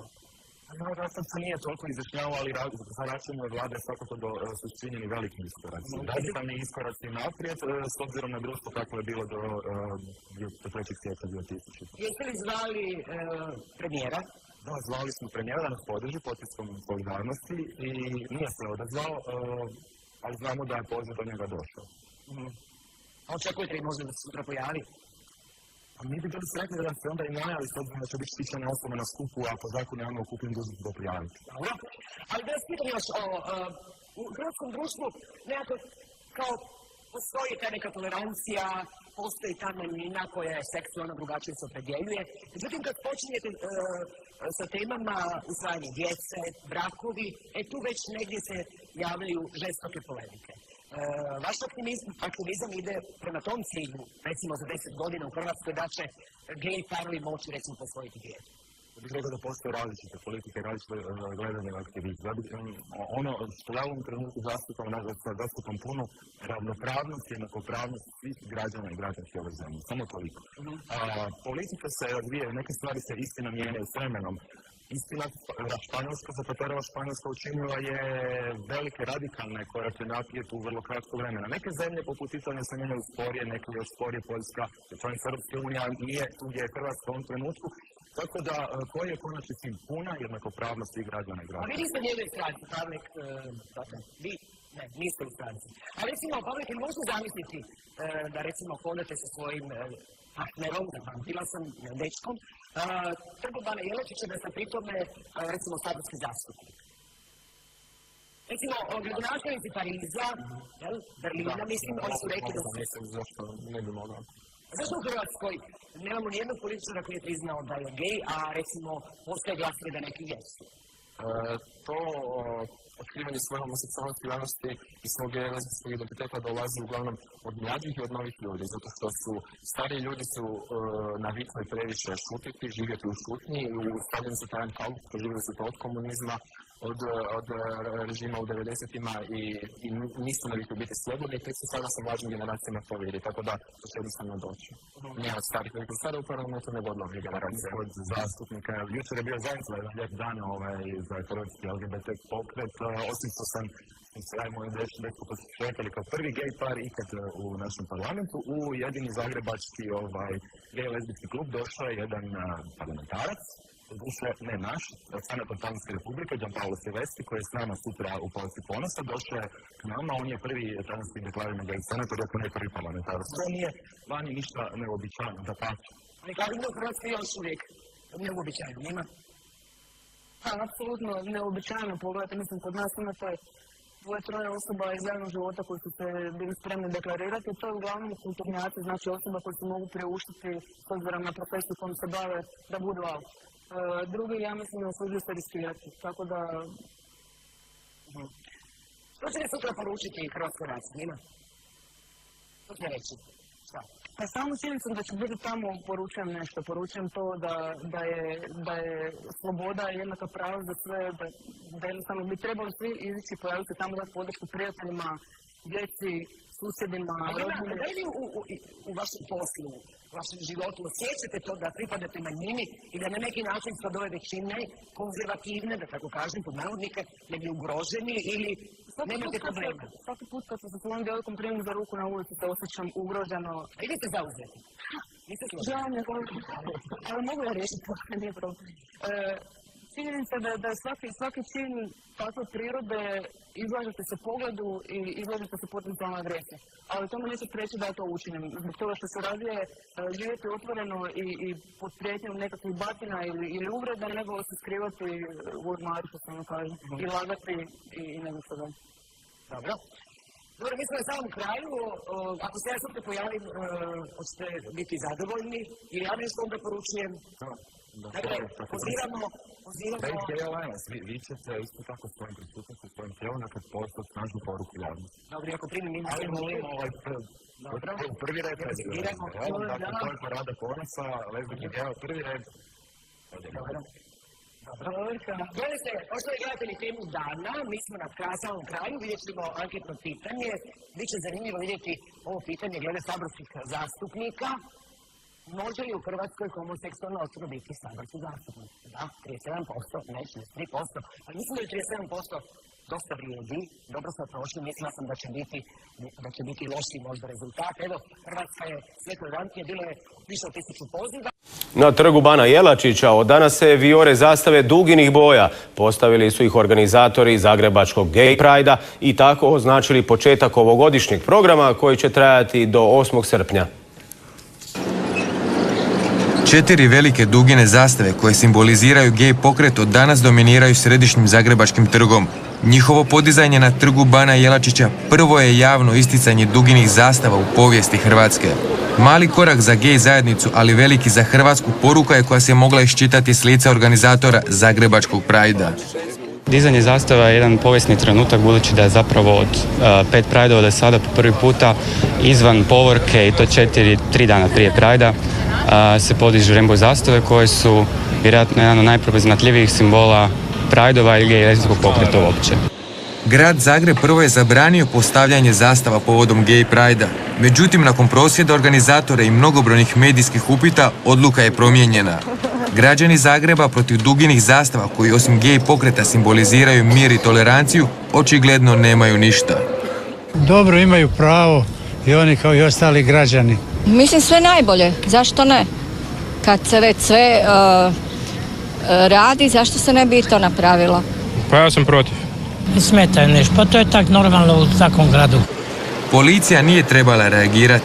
Podizanje zastava prošlo je bez razbijenih glava i slika nasilja koje često prate ovakve događaje u istočnim dijelovima Europe. Zagreb se tako na miran način pridružio mnogobrojnim svjetskim gradovima na čijim se ulicama vijore zastave s duginim bojama. Organizatori Zagrebačkog Gay Pride-a prozivaju policiju. Kažu nisu ih dobro štitili. Policija nudi podatak kako je za 200 sudionika parade angažirala čak 500 svojih ljudi pod punom spremom. Dakle, u prosjeku jednog homoseksualca čuvala su 2,5 policajca, no čini se za neke premalo. 12 napada službeni su podaci policijskog biltena, a uključuju i verbalne i fizičke napade na sudionike Gay Pride povorke. 6 osoba prekršajno je prijavljeno, napadači uglavnom maloljetnici. Tukli su me rukama i nogama, srušili su me dolje. To je bio jedan vrlo kratak napad s leđa, izodarali su me i otišli, tako da zapravo nisam ni vidio tko me je tukao. 14 je osoba privedeno. Organizatori Gay Pride-a tvrde da ih je trebalo biti i više. Njihovi podaci razlikuju se od policijskih, pa tako i onaj da je napadnut talijanski senator Gianpaolo Silvestri, koji je kao deklarirani homoseksualac došao podržati zagrebački prosvjed. Policija tvrdi kako im senator nije prijavio nikakav napad. I ako neko nije izmlačen i premlačen, to ne znači da nije napadnut. Ja sad ne bih ulazio u detalje prekršajnog i kaznenog zakona. To jest napad. Policija je, kažu, morala biti angažirana i nakon povorke. Od 13-14 sati po gradu s izuzetkom Cvjetnog trga, ali po cijelom gradu do kasno navečer vladale su ulične bande, a ne policija. I na tome im ne zahvaljujemo. Oni su trebali osiguravati grad s obzirom da su znali što se događa. Svatko onaj ko nije zadovoljan sa načinom na koji je policija postupala, odnosno ako smatra da policija nije postupala u skladu sa svojim ovlastima, se može obratiti našem odsjeku za zakonitost postupanja koji će inspicirati pritužbu i vidjeti ima li tu elemenata. Organizatori Prajda traže od policije da se procesuiraju svi napadači. Jednako tako osudu zbog, kako ističu, mržnje i nasilja nad gej populacijom očekuju i od samog premijera Ive Sanadera.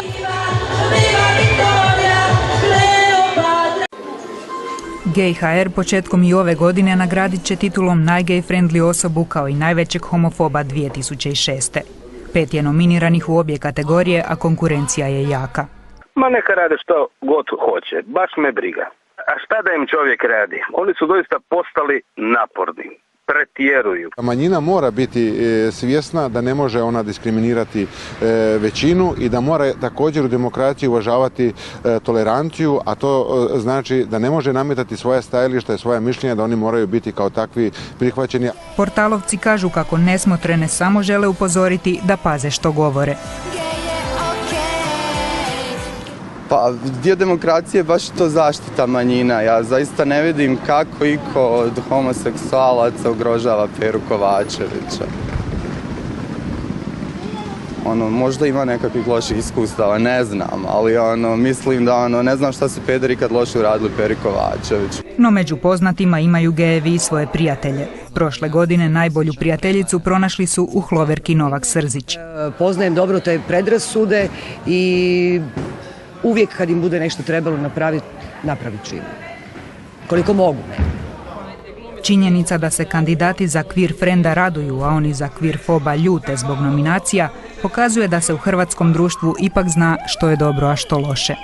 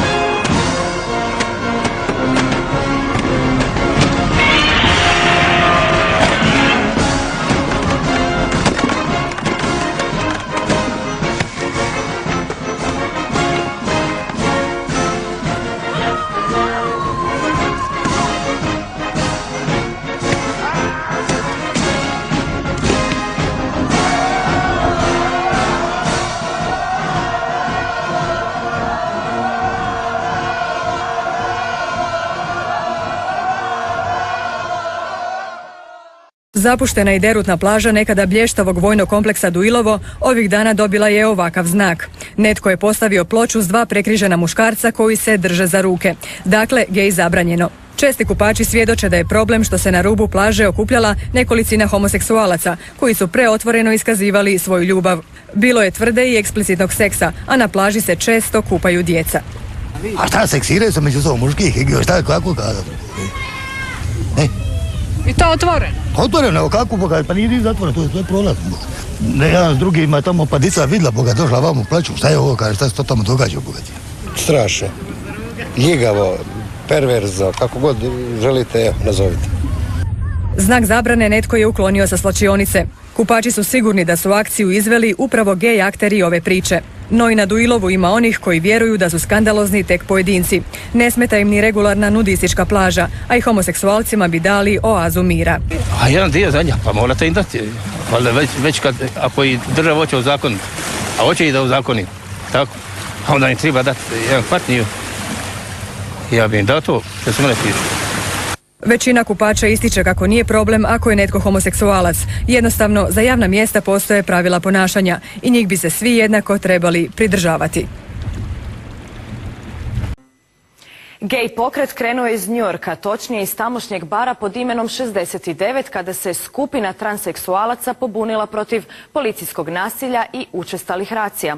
Od tada se homoseksualna populacija bori za svoja prava i pokazuje kako zbog ljubavi prema istom spolu nisu ništa drukčiji od ostalih. Arina i Gordan o tome otvoreno govore u prilogu Sanje Četipović.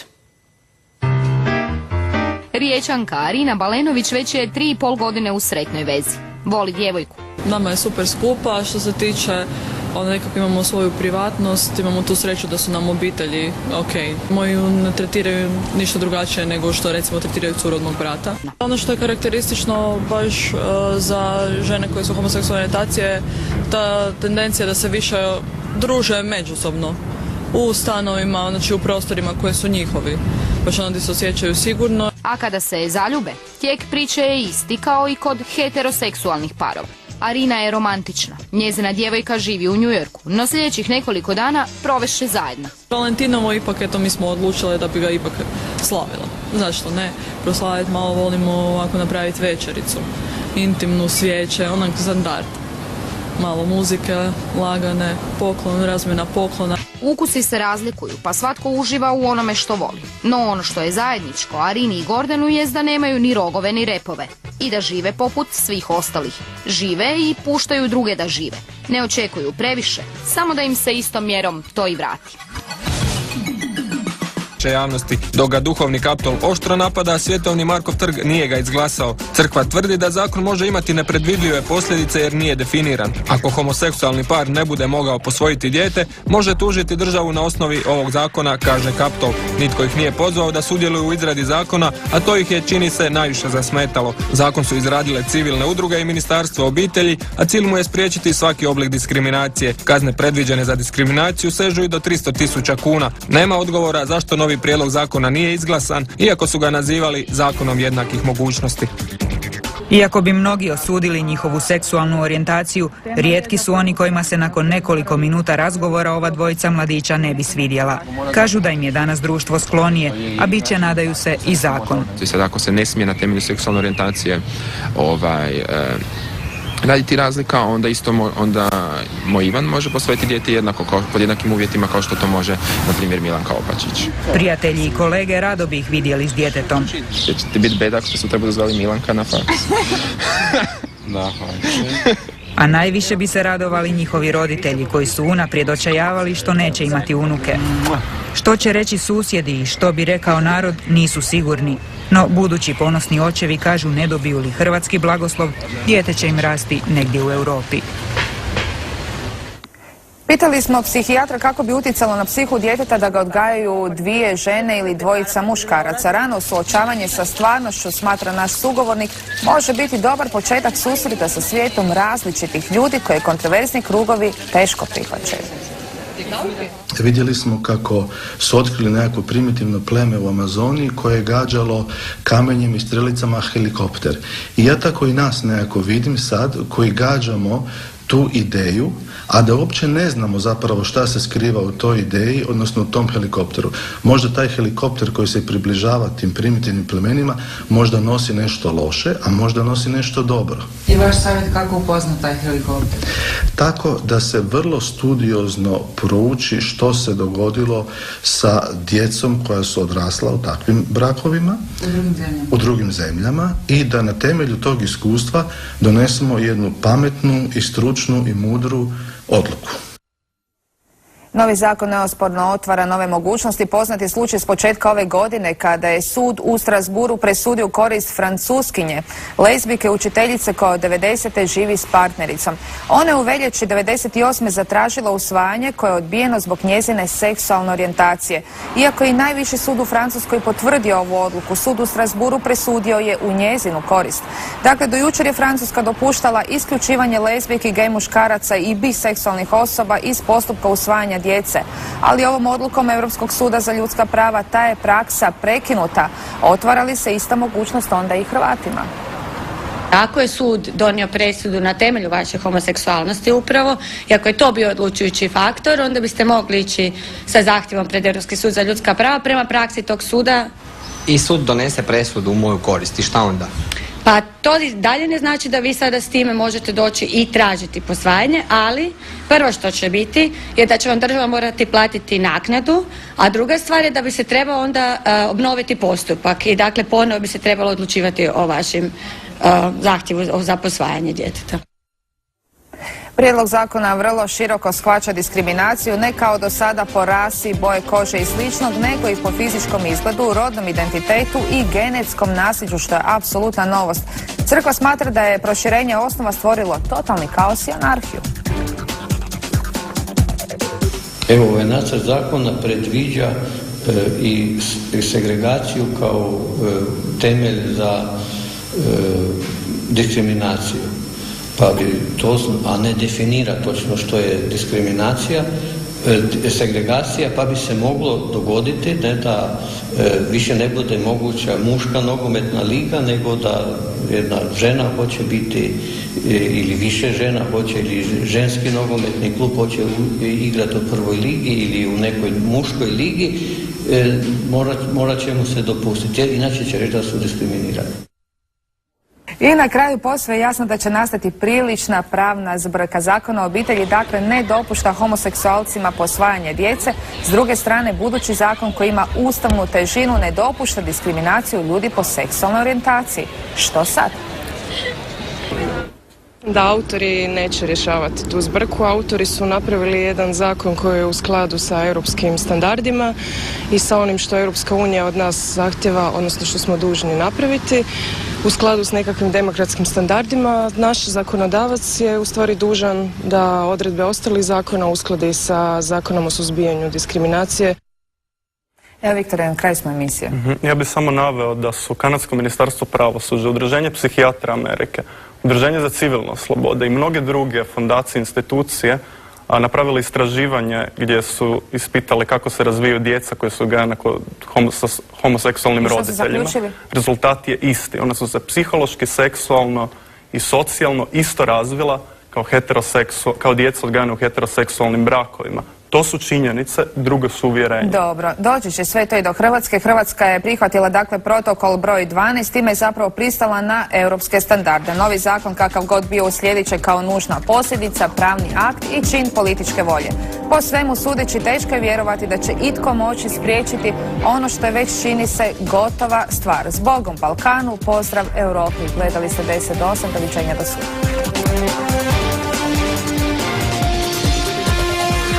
Ana se najsigurnije osjeća u svom malom unemljenom stanu. Pogled na osvojene košarkaške medalje iz tineđerskih dana bude svijetu. U 16. godini njezin je život stao.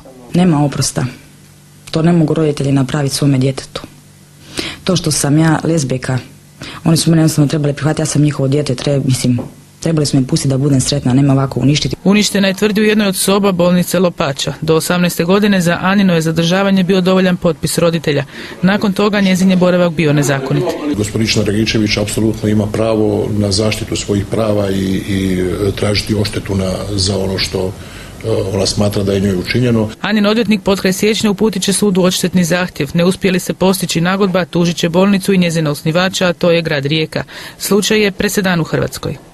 Nema sudske prakse koja bi mi malo pomogla i u formuliranju tog odštetnog zahtjeva. Bojim se da ćemo morati potražiti neke primjere u strane sudske praksi. Ana je pomoć potražila i u udruzi Lori. Iako naviknuti na teške životne priče, ovakav slučaj ne pamte. To bi se moglo smatrati otmicom. Tako da definitivno bi tražili da se poduzmu sve apsolutno mjere koje mogu i zakonski. Unatoč svemu, Ana i dalje jednom na tjedan odlazi na psihoterapiju u Lopaču. Oporavak će biti dug i bolan. Brzog recepta za sastavljanje napuhnutog života nema.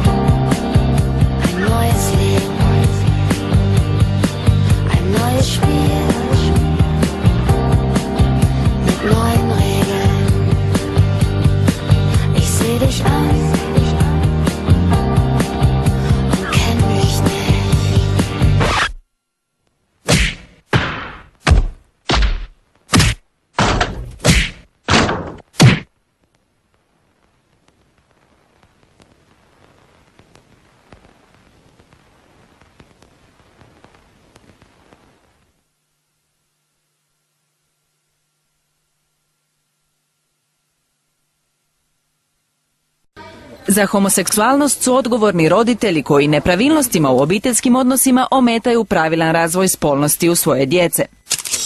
Iako ta tvrdnja i laicima izaziva sumnje u znanstvenu potkrepljenost, to uz ostale sumnjive tvrdnje stoji u udžbeniku iz biologije po kojem se do prošle godine učilo u 3. razredima srednje škole. Da niti jedna metoda kontracepcije nije učinkovita, zatim potpuno netočna informacija da žene koje uzimaju kontracepcijsku pilulu moraju prestati i da se nakon toga moraju više čuvati jer je veća mogućnost da rode dvojke ili trojke. Udžbenici koje je odobrilo Ministarstvo obrazovanja zbog toga su dobili packu Europskog odbora za socijalna prava. Stvaraju se kod djece negativni stavovi prema manjinama, prema različitosti i to je svakako protivno i Hrvatskom ustavu i međunarodnim dokumentima.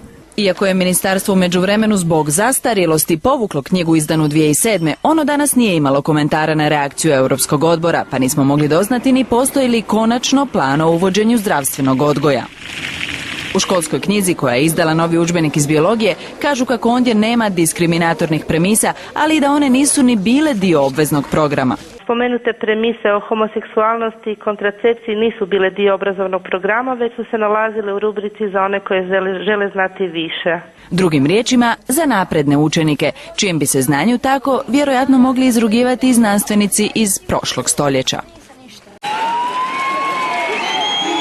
Iako je policija jučer uhitila 5 izgrednika na trgu Bana Jelačića, ozbiljne fizičke obračune nije uspjela spriječiti. 27-godišnjeg sudionika Prajda skupina adolescenata dočekala je daleko od središta grada, gotovo pred kućnim vratima. Oni ga vrijeđaju zbog njegove seksualne orijentacije, napadaju ga udarajući rukama i nogama po tijelu i glavi, on pada na pod, to ih ne sprječava da i dalje određeno vrijeme dakle fizički napadaju. Zadobio je masnice po cijelom tijelu, a slomljen mu je i nos. Ozljede je zaradio još jedan od sudionika parade. Napadači su s mjesta zločina pobjegli. Policija poziva pomoć očevidaca jer za sada zna jedino kazneno djelo za koje bi ih teretila. Zločin iz mržnje. A govor mržnje prštao je iz usta podržavatelja anti-gej prosvjeda. Ipak tvrde, njihovi pristaše nisu nikoga tukli. Osuđujemo bilo kakav oblik nasilja, nama je žao, nitko nije zaslužio da ga se premačio zbog bilo čega, s tim stvarno nemamo nikakve veze. Policija je, kaže, sve snimila, pa će pregledavajući materijale naknadno utvrditi tko je sve i koji zakon prekršio. No da nisu zadovoljni policijskom zaštitom, organizatori su priznali još jučer. Ono što je činjenica da je policija radila svoj posao najlošije zadnjih nekoliko godina. Bih podsjetio da se prošle godine govor mržnje sankcionirao. To je posebno zabilježeno u izvještajima za ljudska prava u Briselu. Jučerašnji je Pride pokazao koliko je u samu paradu posljednjih godina ojačalo i anti-gej raspoloženje. Pa se i nakon 8 godina Prajda netoleranciji teško nazire kraj. Jedne večeri prije 30 godina, gosti njujorškog bara Stonewall Inn odlučili su se oduprijeti policijskoj represiji. Bili su to mahom homoseksualci i bilo im je dosta da ih se uhićuje zato što su drugačiji.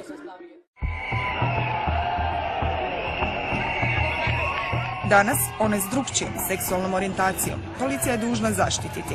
Gay Prideovi su postali legitimne parade. Svake godine u lipnju održavaju se u mnogim gradovima širom svijeta. Ipak društvena klima teško se mijenja.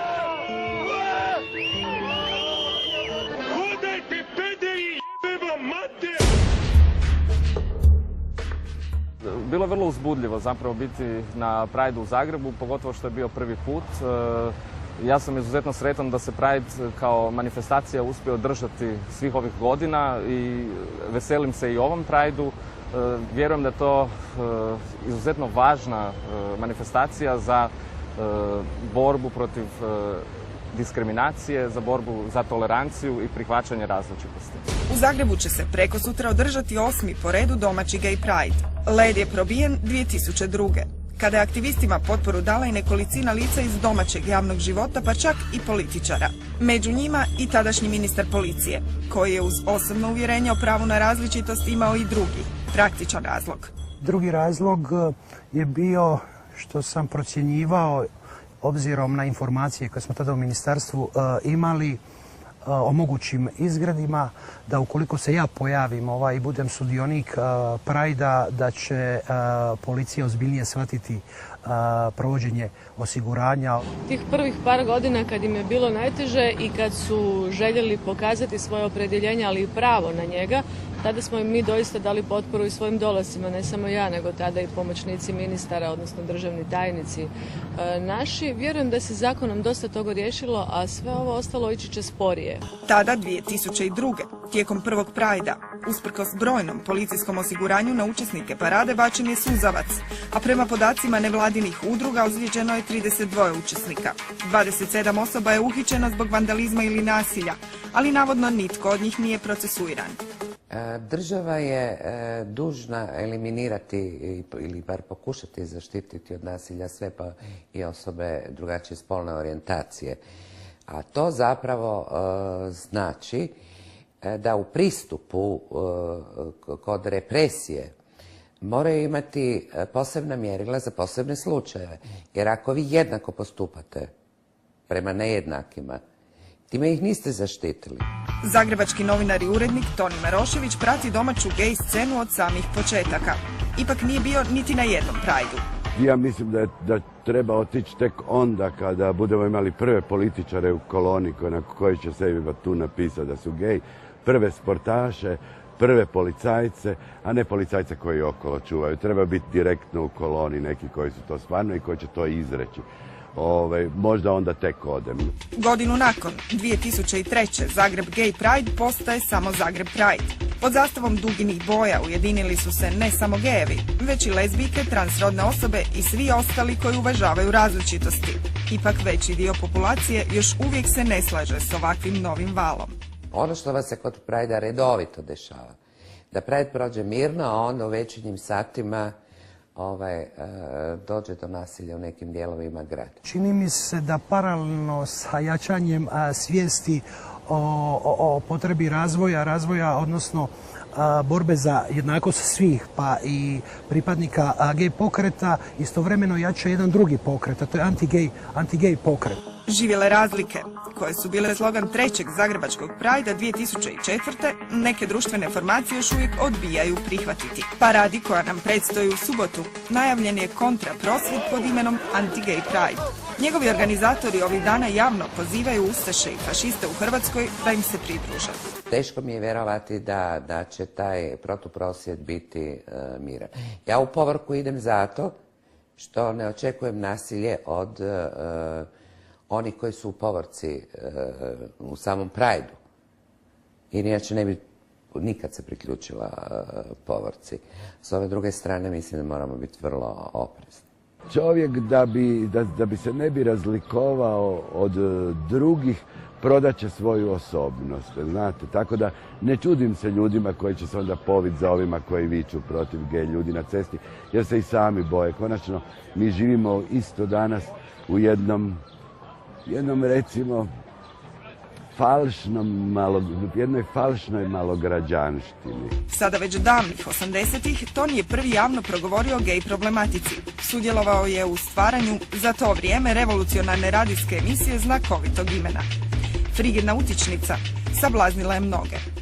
To je bio cjelovečernji program, nije bila emisija, koja se zvala Frigidna utičnica, urednik je bio Sead Alić i bili su autori raznih dijelova. Ja sam imao gej dio. U to vrijeme smo se svi kretali u nekakvim zatvorenim krugovima. Ja sam bio oko Blata, Zvečke, Kaveza, ne. Bilo je premalo mjesta u Zagrebu, uvijek je. U tim krugovima je bilo tako svejedno, konačno mora se znati da su to negdje izdanci već seksualne revolucije, a ja mislim da je i građanstvo bilo na neki način liberalnije. Ne? Liberalizam u doba komunističke Jugoslavije nije bio duga vijeka, barem na službenoj razini. Frigidna utičnica ipak je ubrzo zabranjena.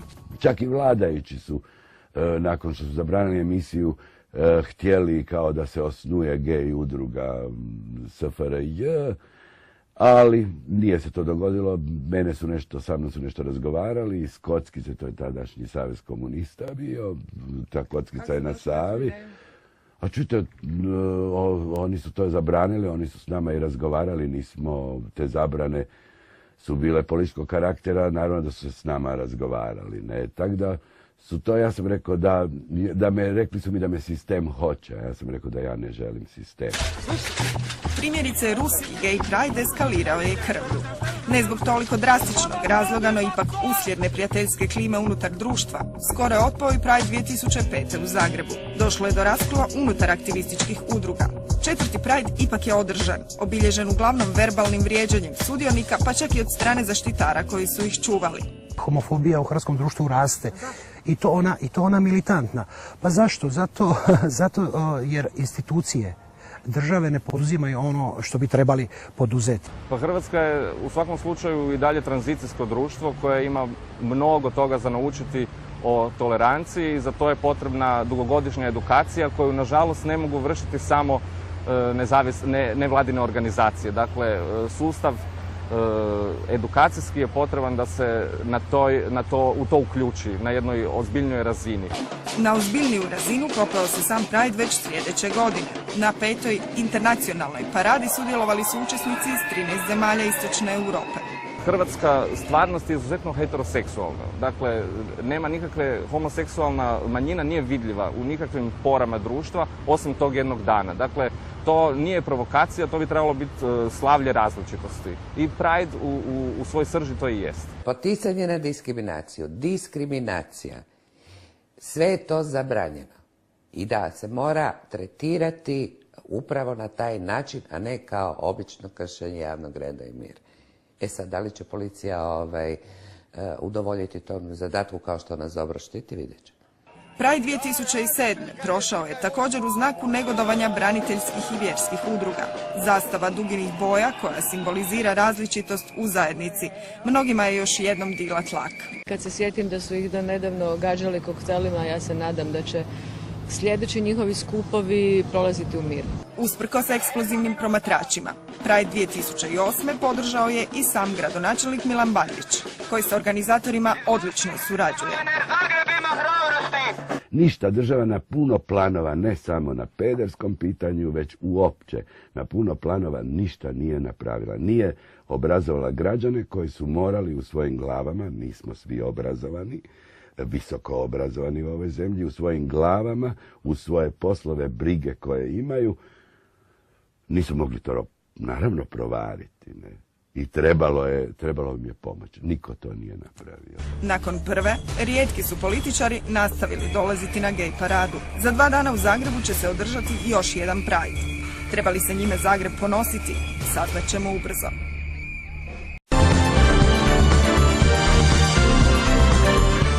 Jeste li čuli za flash mob?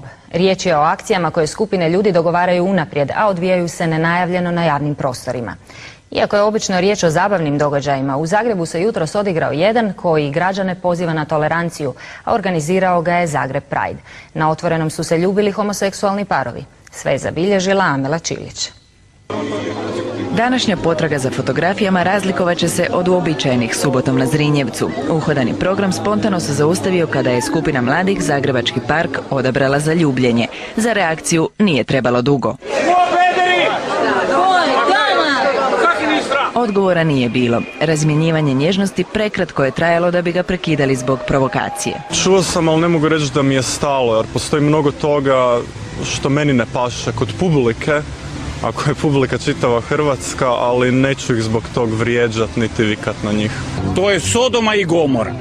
Jer kad bi se vi i ja, mlada gospodična, ljubili ovdje, nas bi, mislim, policajci sterali, a pederi se tu ljube i njih policajci čuvaju. Pa kad imamo toliko novaca da policija pedere mora čuvati, pa to je strašno. Ali nije morala intervenirati. Zrinjevcem je očito vladala ljubav. Ali dobro, Kidona Dalmatinska, da nije ljubavi ne bi sveta bilo. Ali nije takve ljubavi. Ljubav dečko s dečkom, to bi svijeta bilo. Kakav je to svijet? Dečko, cura. Ne bi ni stvoriti dijete. Sram vas bilo. No mladi su se odlučili više ne skrivati. Nikad nisam tajio, sad nikada me nitko nije pitao, ali ne bi imao problema im reći. Možda sada kada vide ovaj prilog budu jasnije neke stvari.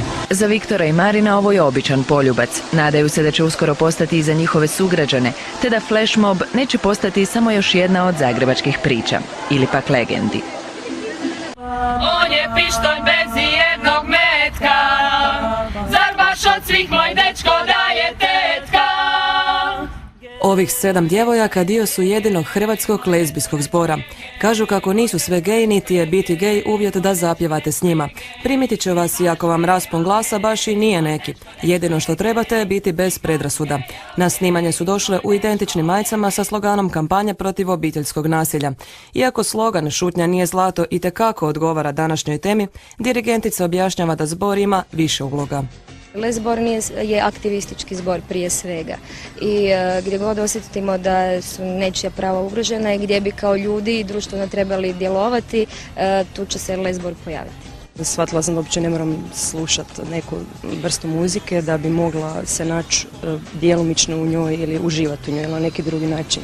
Osim Les zbora te još nekoliko pojedinaca zakopanih duboko u alternativi, na hrvatskoj glazbenoj sceni svi su, možemo ponosno ustvrditi, katolici heteroseksualnog opredjeljenja, baš kao i svi ostali izloženi pogledu javnosti.